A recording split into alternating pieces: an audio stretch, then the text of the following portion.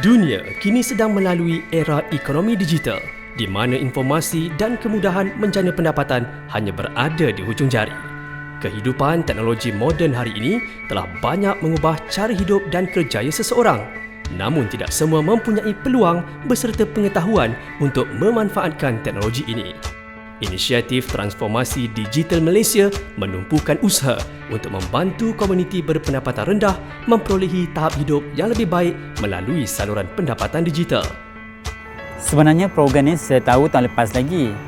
Satu hari, semasa saya browse something di internet, pop up mengenai kerja sambilan penulisan dan pengilustrasian buku cerita kanak-kanak pun muncul. Memang minat saya dalam bidang tu dan saya terus cuba.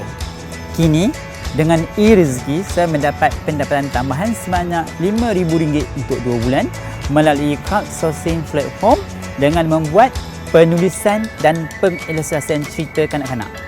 Dengan wang ini, saya dapat gunakannya untuk perbelanjaan keluarga dan anak-anak saya. Saya tahu tentang platform e-rezeki melalui website dengan rakan saya. Syarikat yang saya kerja tahun lepas telah ditutup. Jadi, saya kena cari jalan lain untuk menampung kehidupan saya. Kemudian, saya dapat kerja di Kajang. Tapi gaji tetap kurang dari RM3,000. Lepas tu, saya dapat platform e-rezeki. Saya dapat wang tambahan RM2,000 sebulan. Kebetulan saya memang berminat dengan media kreatif kerana sebelum ni saya pernah menyertai pertandingan dalam dan luar negara. Jadi, saya mengambil peluang untuk meneruskan minat saya di samping menambah pendapatan.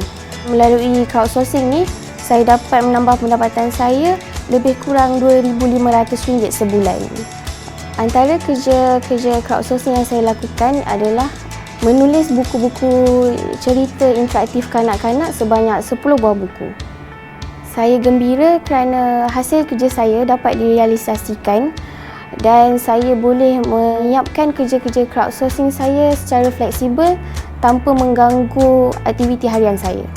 Now as a part-time work, I'm working as a mystery shopper. I'll go to supermarkets and do auditing and stock counting for the supermarket and go for all the departments in their market. By doing all that, I'll be earning 300 per month as an additional income. As an additional income, I can save it for my studies and help out my mother because she is a single mother and I have to support myself. Tahun lepas, saya menyertai camp di UiTM dan saya terdedah dengan e-rezeki. Saya buat content moderation selama 1 hingga 2 jam sehari. Dalam masa sebulan, saya mendapat RM300. Dapatlah saya meringankan beban ibu bapa saya. Saya boleh beli buku dan macam-macam lagi. Yang bestnya, kerja ni boleh buat di mana saja. Kerja senang dan tak mengganggu study saya. Yang penting kena ada internet.